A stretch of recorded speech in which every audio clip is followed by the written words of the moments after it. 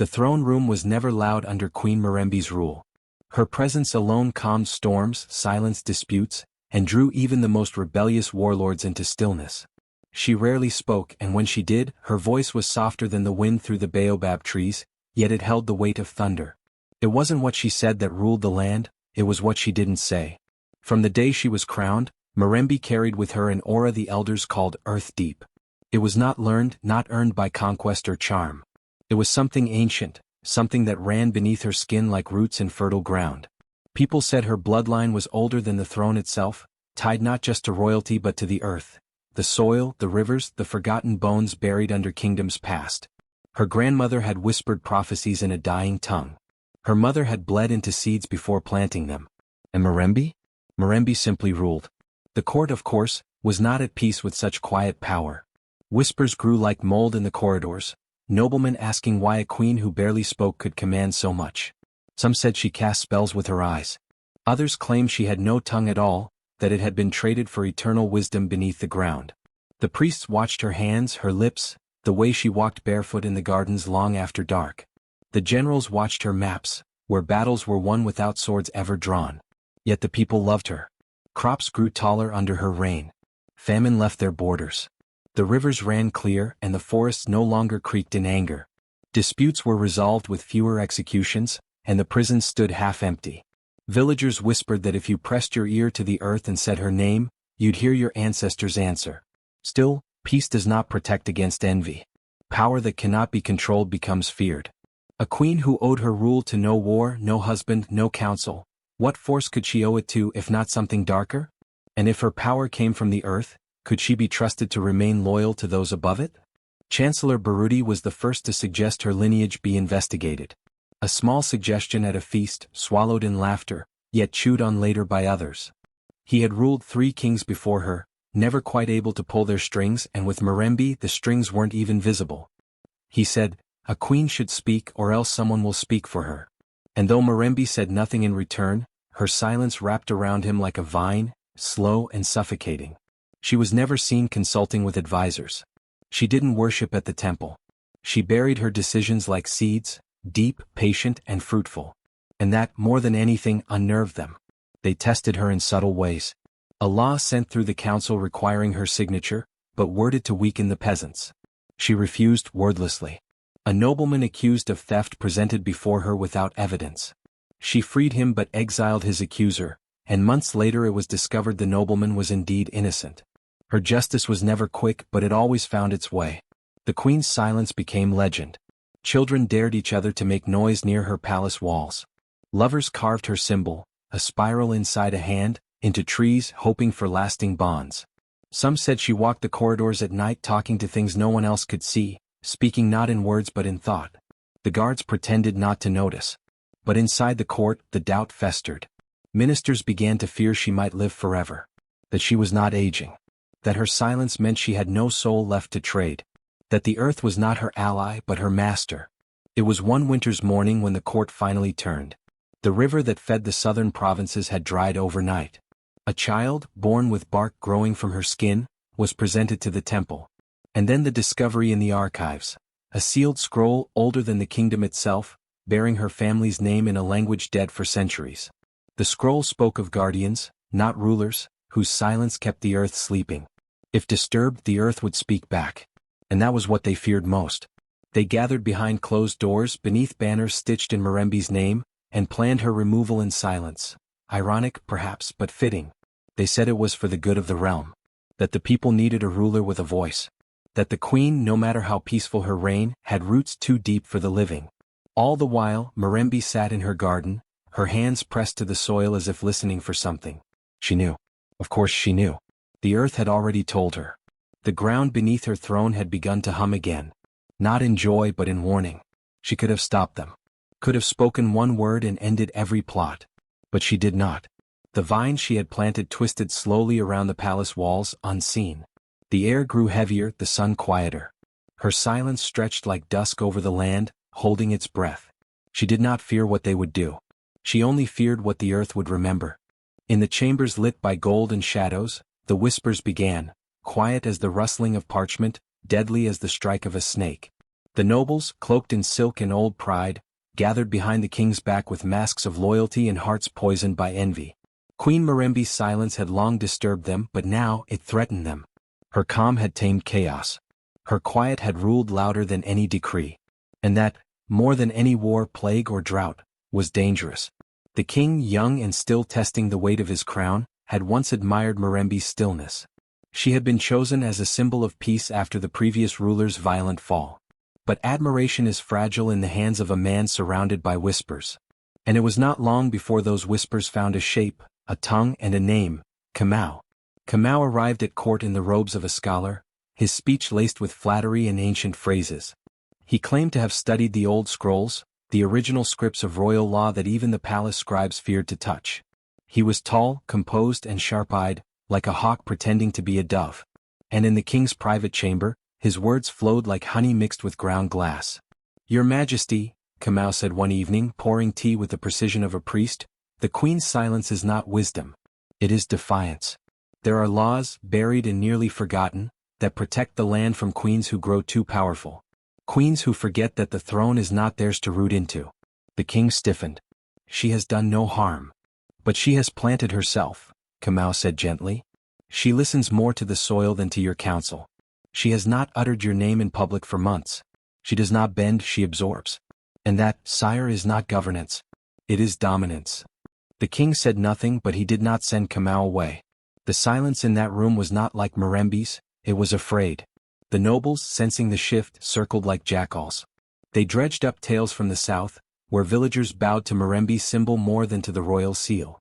They whispered of her late-night walks barefoot in the gardens, how the flowers turned their heads toward her as if drawn by unseen wind. They recalled a drought ended by a single visit she made to the fields, without a word spoken.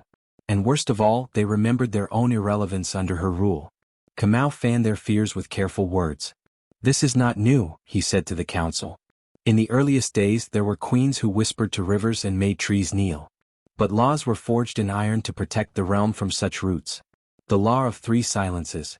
If a queen goes 3 seasons without addressing the council may invoke her removal. It is buried deep, but it is still law." "But she is loved," one noble protested. "The people believe she guards the earth." Kamau's smile was thin. "Then we must remove her before the earth learns how to fight back." The conspiracy tightened like a noose. A feast was planned under the guise of celebration, a tribute to peace and unity. Invitations were sent. Songs were composed. And in the background, scribes rewrote edicts to sever her from power under the veil of tradition.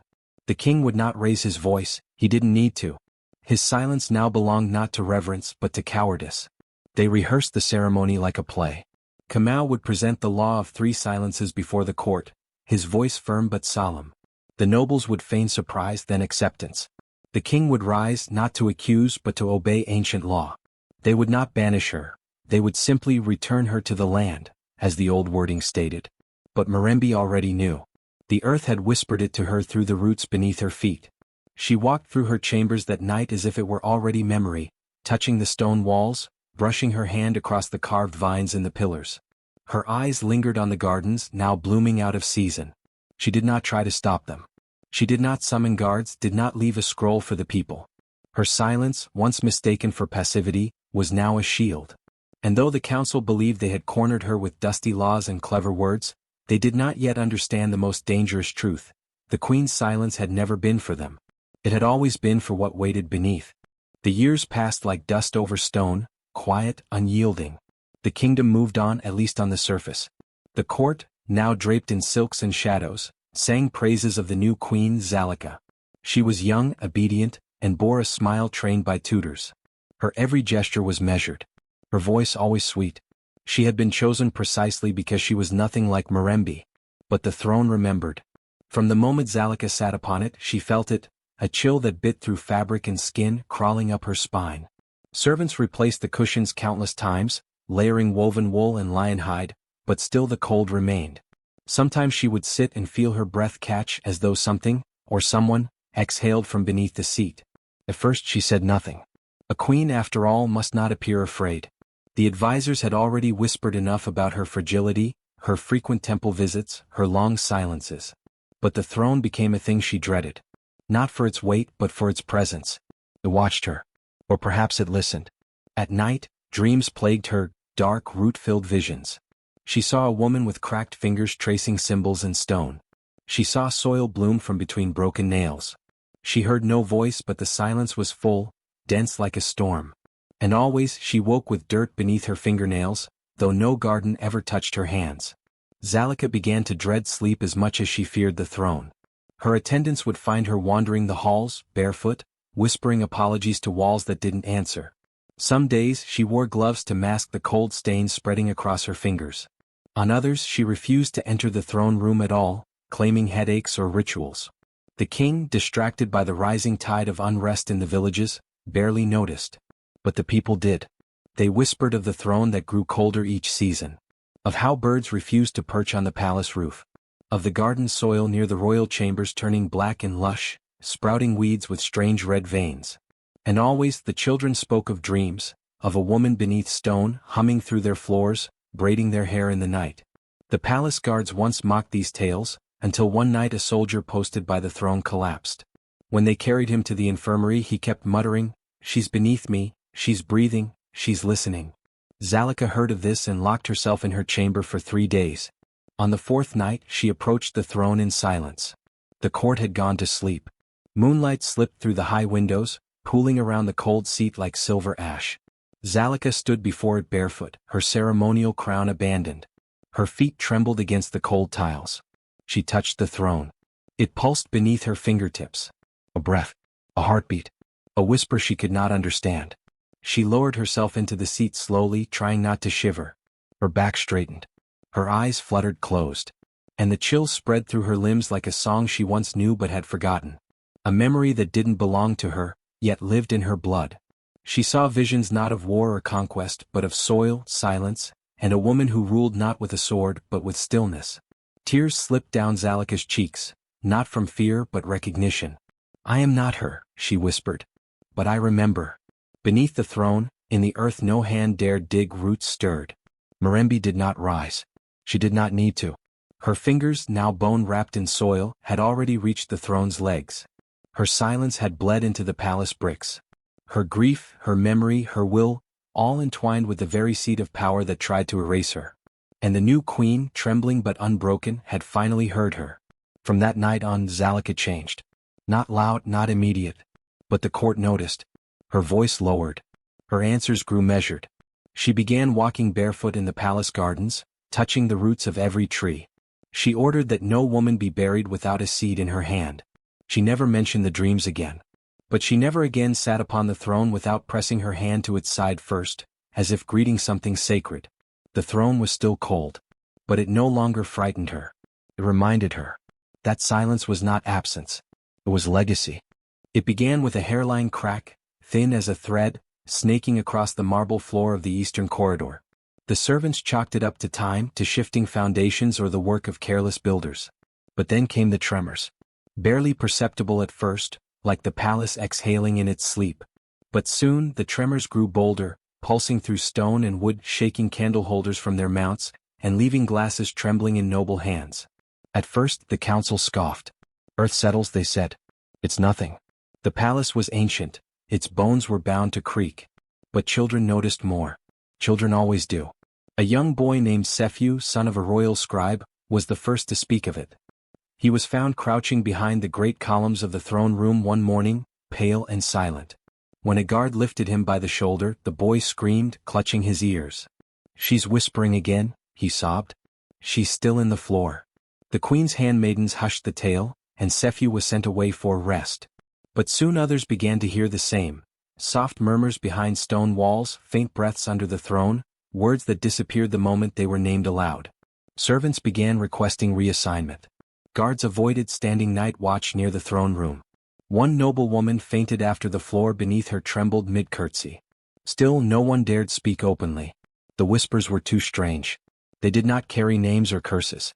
They carried memories, fragments of laughter, promises spoken in forgotten dialects, prayers once murmured by a queen buried alive. The palace was remembering. And in doing so it was beginning to crack. The tremors became rhythmic. Some claimed they pulsed in time with a heartbeat. Marble pillars began to show fractures, always in the throne room first. Vines sprouted through tile near the southern archway, vines with veins like blood and roots that refused to die even when burned. Zelica, the queen, remained composed, though her sleep grew thinner with each night. She walked the halls in silence, bare feet against cold stone, her hands tracing the fissures in the walls. Her attendants noticed the change. She no longer flinched at the cold seat of the throne. Instead, she sat for hours with her hands flat upon its arms, her eyes closed as though listening to something no one else could hear. Some began to say the queen had gone mad. Others said she had become a priestess of the dead queen below. But those who dared mock her too loudly soon fell ill, nosebleeds that would not stop, fevers that made them speak in tongues. One councilman coughed dirt for a week before being sent away, his mouth unable to form proper words. The palace physician warned of mold. The priests warned of curses. But Zelica said nothing. She merely ordered that no one walk barefoot through the throne room except herself. A strange stillness overtook the palace. It wasn't peace but something heavier, as if the building itself were holding its breath. The walls grew darker in hue, the air thicker. The once glorious banners of kings and war sagged, their colors faded beside the rising life that slithered from beneath the floor, moss, blackened ivy, and tiny white flowers that bloomed only in moonlight. One morning, a maid cleaning near the royal dais vanished. Her cloth was found folded beside the throne, but no trace of her remained. No screams. No footsteps. Just the strange scent of earth and ash hanging in the air. After that, no one cleaned the throne room. No one dared polish the marble anymore. Yet the cracks kept spreading. One by one, the murals on the palace walls began to fade, images of ancient kings and battles now lost to time. In their place, the stones began to reveal new shapes. Not painted but grown, etched slowly by invisible hands. First a spiral, then a tree, then a pair of eyes that seemed to follow the viewer from every angle. The royal historian locked himself in his chambers, frantically trying to translate the symbols appearing near the throne. He died a week later, his tongue blackened and swollen with soil. Still the queen remained. She sat each night on the throne, her breathing steady, her face unreadable. And always the whispers returned. Only now, others began to understand them. Not fully, never fully. But in dreams, nobles would wake with memories that weren't theirs. A field of sun-warmed stone, the scent of ash in the wind, a song without words. The captain of the guard wept after one such dream and begged forgiveness at the base of the throne. For what, he could not say. And through it all, the throne never warmed. The cracks reached the base of its legs now. The roots beneath were closer than ever. The palace was no longer just a place of power. It had become a vessel. Of memory. Of grief. Of justice buried too soon and voices silenced before their time. And the queen, once chosen to forget, now served as its mouthpiece. Not with words, but with presence. Each silence a statement. Each night on the cold throne a declaration. She was not gone. She was growing. Dust clung to Asha's hands, thick and unrelenting, the scent of stone and centuries heavy in her breath. Her nails bled. The hidden passage beneath the palace had narrowed into a cramped tunnel, forcing her to crawl. Guided by a dream she didn't understand but couldn't ignore, Asha pressed on, her fingers raw from scraping through layers of forgotten earth. Each heartbeat echoed louder in the silence. Every inch she moved deeper, the air thickened. It was as if the walls themselves held their breath, watching, waiting. Then, her hand struck something smooth, unnaturally shaped. Bone. She froze. The ground no longer felt like soil. She brushed away more dust and rubble and saw what lay beneath. A ribcage twisted with roots, the bones of a woman curled around something glinting faintly in the dark. Her breath caught as her fingers grazed it, cold metal, etched with runes she somehow understood without reading. The true crown. It wasn't the hollow gold band that sat atop her father's head. This was older, forged not in royal forges, but in rituals and silence. It pulsed faintly with warmth, as if it remembered the head that had worn it last. Asha's throat tightened as she reached to uncover more of the body, revealing the broken remains of robes, threads of silver, now faded and stained. The skull, resting gently on the stone, bore the faint outline of a crown once worn. This was no ordinary grave. Asha's tears came without shame. This was Queen MMB. Her grandmother. The woman the stories barely whispered about. The queen said to have ruled in silence, then vanished. Buried, the old voices claimed, for disobedience. But here she was, not lost, not decayed by time, but preserved by will. Even in death, her fingers clung to the symbol of power denied to her. Asha touched the hand. Cold. But not lifeless. The earth trembled, faintly as if recognizing the meeting of bloodlines. The bones did not crumble. Instead they held firm, refusing to release the crown. Asha leaned in closer, her forehead nearly touching the crown's edge, and whispered, "I know who you are." The walls around her pulsed, not with sound but with a heartbeat, low and slow, steady and ancient. The earth remembered. The blood remembered. MMB, though gone, was not forgotten. And her story had not ended. Asha tried to lift the crown gently. At first it would not move. The bony fingers held fast. Then, ever so slightly, the hand released, not from force but as if giving permission. Asha cradled it in both palms, and the moment the metal touched her skin, she saw fire. Flashes. A kingdom lit by torches. A council room with knives in their eyes. A king who turned away from truth. A woman buried, not mourned. She saw MMB walking corridors, her eyes steady, lips sealed, not because she couldn't speak, but because speech was a weapon she had mastered by withholding. She saw spells scratched into stone, not with ink, but with bone and blood. Asha gasped and fell back, the crown cradled to her chest. When she blinked again, the air had changed. Warmer now. Brighter. As if the shadows had withdrawn slightly in reverence. She stood, holding the crown, her body aching but her purpose sharp. The tunnel seemed shorter now. As she climbed back toward the palace, the walls no longer resisted. Roots shifted to make space. Stones rolled softly aside. The earth wanted her to return. At the threshold of the hidden door she paused. The room above was still, a forgotten antechamber near the throne room. Dust danced in slants of late afternoon light. Asha emerged into it, clothed in dust and grief, crowned by silence. She didn't go to her room. She didn't call for guards. She walked straight into the Hall of Kings. The court had gathered for ceremony. Her father sat on the throne, his hand heavy on the scepter. The false crown glittered on his head, catching the chandelier's light. The courtiers whispered when Asha appeared, filthy and trembling. She walked past them all. Not a soul dared stop her. She stepped onto the dais, met her father's shocked gaze and raised the ancient crown high. Gasps filled the hall. Some stepped back, others to their knees. The moment the crown entered the light, the throne groaned, not from pressure, but as if recognizing something lost had been found. A crack split down its armrest, and wind howled through windows long shut. The flame in the hearth behind the throne flared, then bent toward the crown in her hand, like a bowing servant. Asha said nothing. She didn't need to. Her father stood. His face was pale. He stared not at her but at the crown, and behind her, as if seeing a shadow not visible to the others.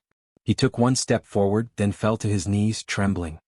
His crown rolled from his head and clattered on the marble. The room fell into dead silence. Asha turned slowly, holding the crown aloft, and placed it gently on the throne's arm. The moment it touched the stone, roots sprouted, fine tendrils of green winding up the sides of the throne, wrapping the legs. Marble cracked but did not break. It was not destruction. It was rebirth. From the roots, a low hum began. The floor beneath the throne vibrated faintly. The courtiers clutched their chests. Some wept. Asha spoke only once. She was buried. But she never left. And with that she stepped back. The throne no longer needed a ruler. It had chosen. From somewhere deep below, as if echoing through soil and memory, a voice answered, not with words, but with a presence. A warmth. The sense of someone finally resting. The throne would never again belong to those who feared truth. And every time a crown was raised in that hall, the marble beneath would tremble, reminding them that power, once stolen, always remembers its true bearer. The throne pulsed with a low hum that no one could hear but everyone could feel. The air grew dense with a heaviness that pressed against the lungs, as though history itself had inhaled and was holding its breath. The crown in Asha's hands shimmered, no longer dull with age, but flickering between the gold of kings and the soot-stained iron buried with the betrayed. As she stood before the court, mud still clinging to her hands from the grave she had unearthed, Asha did not tremble. The throne, long feared for its chill and its whispers, now radiated warmth. It was not fire, not exactly. It was something older, deeper, like the warmth of soil after rain, like breath rising from the mouth of the earth itself. The elders who had come to witness her coronation hesitated, their mouths open, their eyes fixed on the impossible thing unfolding. A hand, bone and moss and the last fragment of MMB's soul, had risen from the stone base of the throne. Upon it Asha placed the crown. It did not fall. It did not sit awkwardly on the brittle bones. It pulsed. The room darkened, though no torches were dimmed. Shadows gathered not to obscure but to listen. From the crown, gold flowed like liquid, tracing lines along the hand, the wrist, the arm buried beneath. Ash bloomed like flowers from the joints, swirling up into patterns above the throne.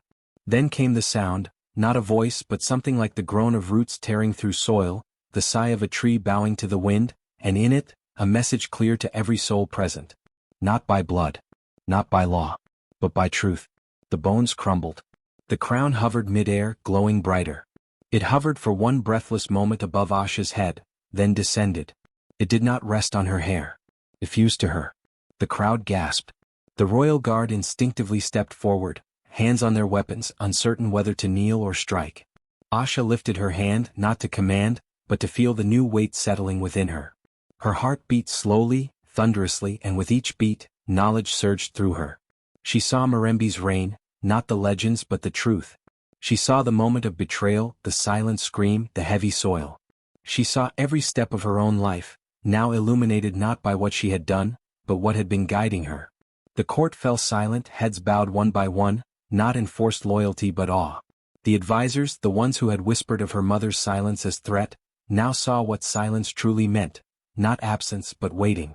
Asha turned to the throne. Its marble arms had cracked, but not in ruin. They had bloomed.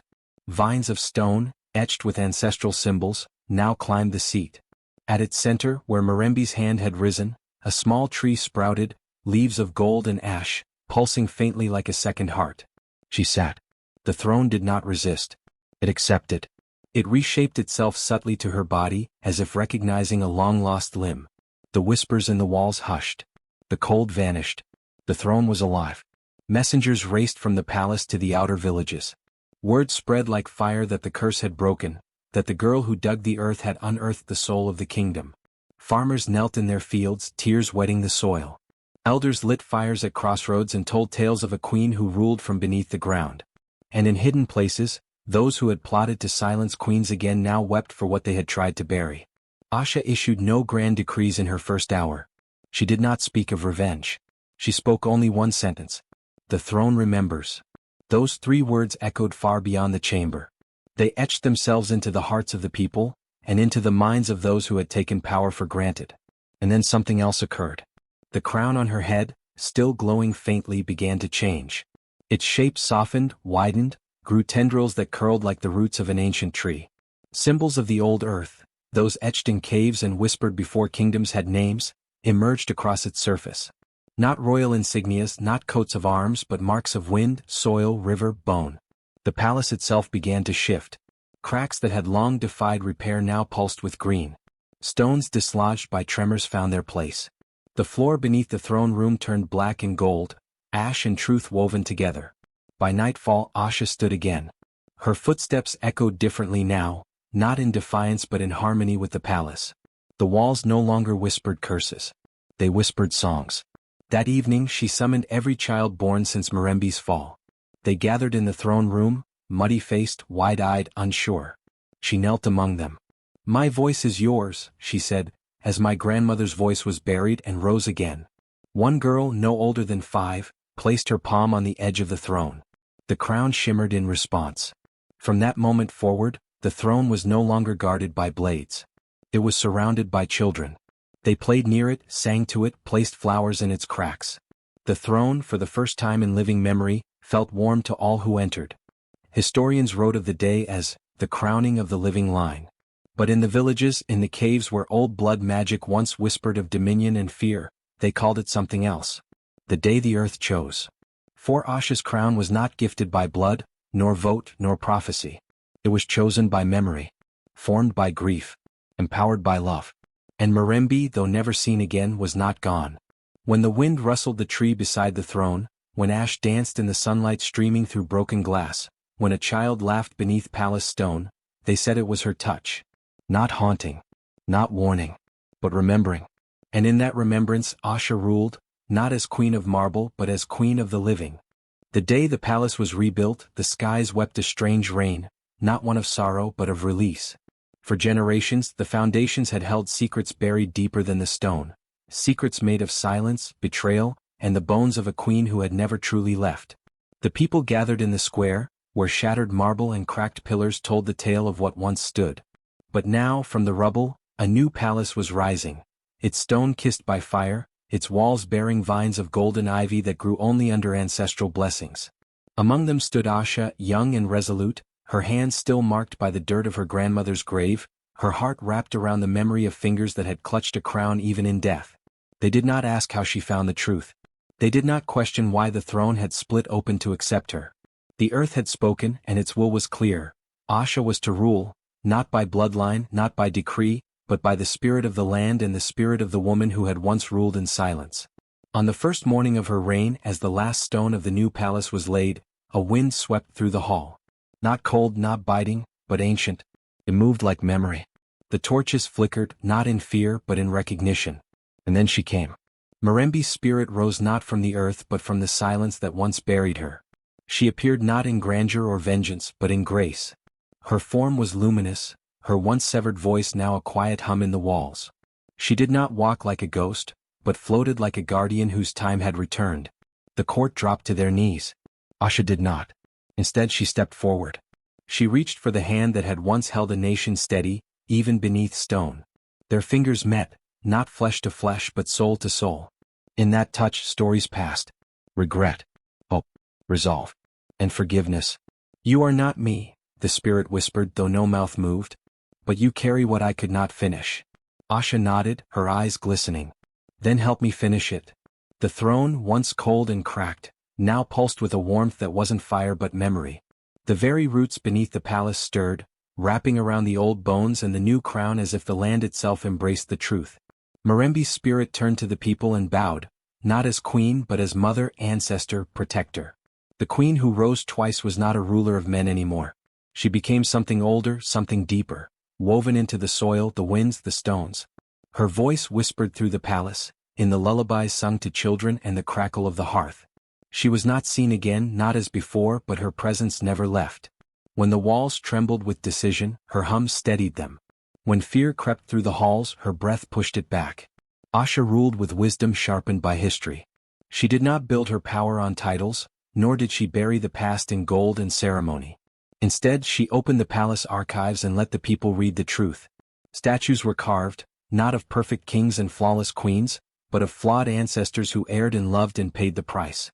One stood of MMB rising from the soil, her crown made of branches and flame. The nobles who once schemed against her grandmother were gone, buried or fled. Their descendants came forward in shame, expecting punishment. But Asha offered something else. "Build with me," she said, "or let your houses remain hollow." Some left. Most stayed. The palace gates, once towering and sealed, were now open every seventh day. The people walked through not as subjects but as kin. They brought questions, complaints, gifts, stories. Asha listened. Sometimes she answered.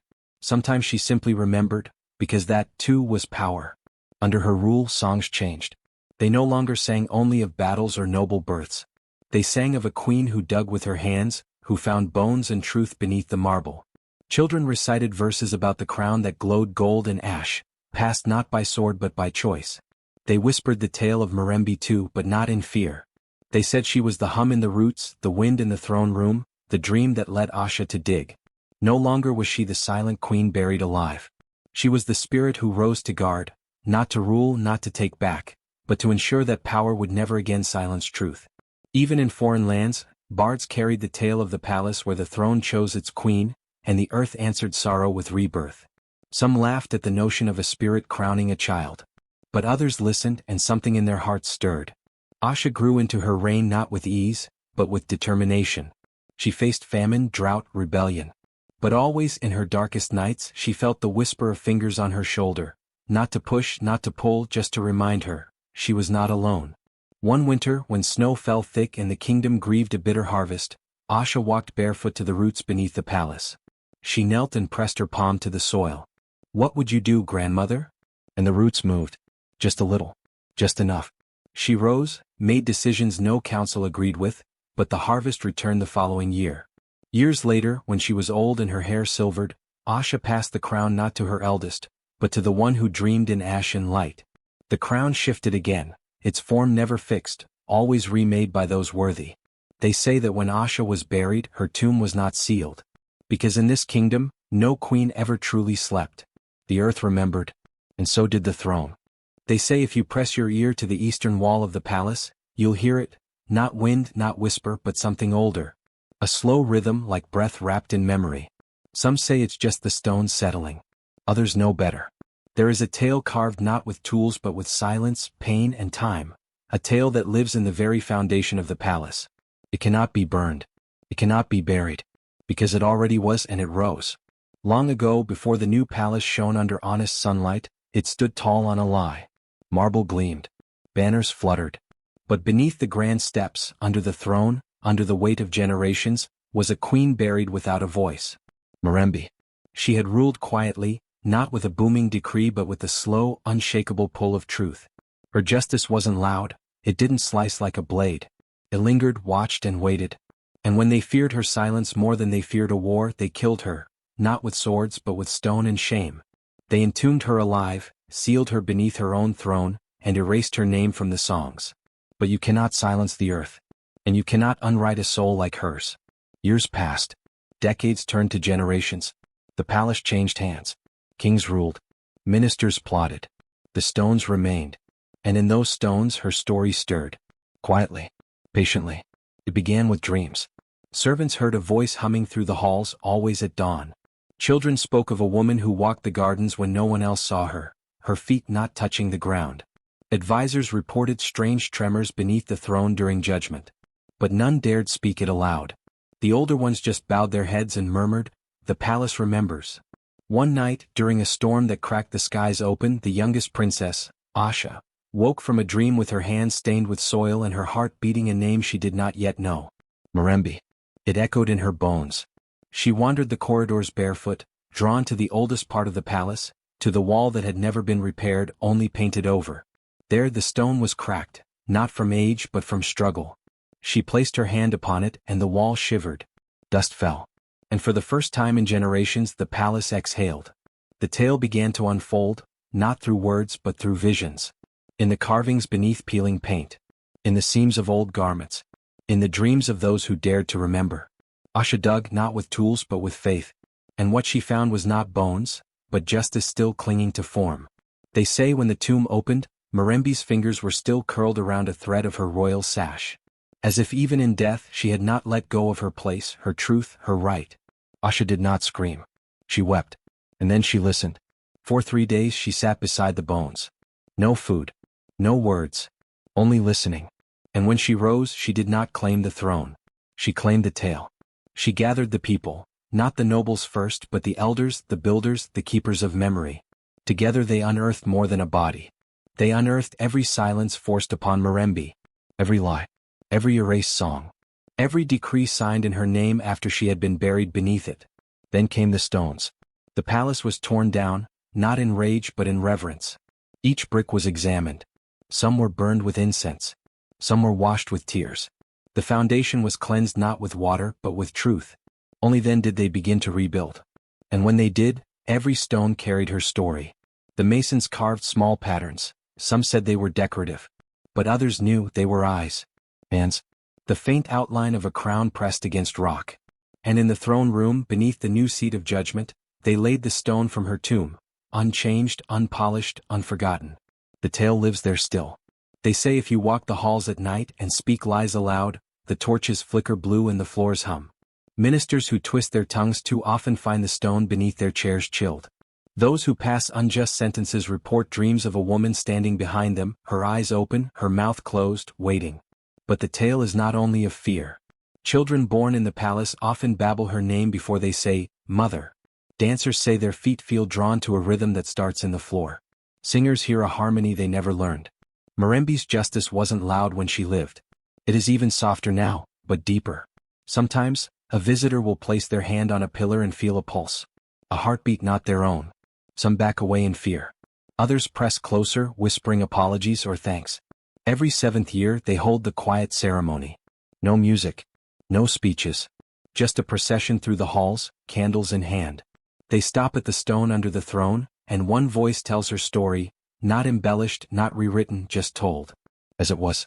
The children grow up with it. They don't fear her. They greet her as guardian. The queen who stayed, They call her the Stone Mother, the one who waited, and always, the tale that lives in the stone. Asha grew old. She ruled with the echo of Mirembe's silence behind her. And before her death, she wrote only one sentence to be placed on her grave: I was not the first, but I remembered the one who was. The palace stands taller now, stronger. Not because it is new, but because it remembers. Every stone hums with memory. Every wall holds breath. And every throne will now, forever, rest on the bones of truth. Because when a queen is buried beneath lies, and her fingers never let go of justice, no matter how deep you bury her, she rises. Not to haunt. Not to rule again. But to be carved into the stone. To be remembered. To be felt. To live forever in the tale. The morning sun rose over the capital with a strange hush, as though the wind itself was holding its breath. The streets were filled with banners and petals, drummers lining the parade paths, dancers rehearsing their steps. It was coronation day. The young Princess Asha, barely 17, was to become queen. She had been groomed for it her entire life, or so the people believed. What few knew, what only the palace's oldest stones could whisper, was that Asha's journey to the throne had been carved in grief, dreams, and buried bones. Inside the palace, Asha stood at the far end of the grand ceremonial hall. The coronation throne waited for her at the center, a massive chair carved from marble, stone, and silver, said to be unmovable, unbreakable, and blessed by the ancestors. But it had grown cold over the years. Servants who dusted it claimed it wept at night. Children refused to touch its legs. And beneath it, far beneath, something had changed. Asha, dressed in white robes stitched with golden thread, held the ancient crown in her hands. But it wasn't the crown the nobles expected. It was not the polished, jeweled tiara displayed in the royal vault. This one was darkened by ash, its gold melted and reformed. It had once been clutched in the bony hands of her grandmother, MMB, the queen they buried alive under the guise of a royal retirement, silenced by jealous tongues. Asha had unearthed it herself, after weeks of following whispers in her dreams. Her hands still bore faint scars from digging, her fingernails dark with the dirt of ancestral soil. She had found the bones. She had found the truth. The drums outside echoed like a heartbeat as the high priest called for silence. The nobles and dignitaries gathered around the throne. The Queen Mother sat in a place of honor, her face unreadable. And Asha walked forward, steady and alone. Each step she took seemed to echo deeper than the stone floor should allow. As if someone else was walking beneath her. Watching. Waiting. She reached the throne and turned to face the people. A hush fell. The air thickened. The crown in her hands pulsed with heat. Then the earth shuddered. It wasn't much at first, a faint tremor like a held breath releasing. Then the floor cracked. A jagged line split the marble beneath the throne. Gasps filled the room. Some tried to rise, but the high priest raised his hand, signaling calm. An omen, he whispered. Let it pass. But it did not pass. The crack grew wider. Dust poured from the split, and a deep groan echoed from the stone itself. The throne, the ancient, blessed throne, trembled. Then, with a sudden sound like bones snapping under weight, the base of the seat fractured open. From the darkness below, a skeletal hand rose. It was not dry or crumbling. The bones were darkened, soaked with something deeper than decay. The fingers curled, not with menace but as if asking, "Do you see me now?" Screams broke from the crowd. Some fled. Others fell to their knees, thinking it a curse or an abomination. The Queen Mother clutched her chest, pale with shock. But Asha did not move. She looked at the hand she had once seen clutching the ash crown beneath the earth. The hand of Mirembe. Her blood. Her truth. And without hesitation, Asha stepped forward. The throne shook violently. Cracks ran along its sides, silver inlays snapping. Dust choked the air. But Asha stood firm. She raised the crown and in one solemn movement, placed it into the palm of the risen hand. Silence fell like a storm had just passed. The hand tightened slightly, grasping the crown. Then slowly, reverently, it lowered itself back into the earth. The crack sealed with a hiss. The ground trembled once more, then stilled. For several moments no one moved. No one breathed. The throne, shattered and broken just seconds ago, now stood whole again, though its shape had changed. It was no longer cold silver and white marble. It was gold streaked with soot, its legs veined with black lines like charred roots. Then something incredible happened. A golden light rose from the base of the throne, not blinding but warm as if the sun itself had touched the stone. The crown reappeared, hovering above the seat, and drifted toward Asha's brow. The moment it touched her head, the entire palace exhaled. The wind swept through the hall, extinguishing every torch, then relighting them with flames of blue and gold. The tapestries flapped though there was no breeze. And from the ceiling above, carved faces of ancestors long forgotten opened their mouths and spoke, not words, but a sound like thunder that meant only one thing: she is chosen. Asha turned to face the people again. She was changed. Her eyes shimmered not just with light, but with memory. In that moment she carried all of MMB's pain, all the silenced voices, all the justice denied.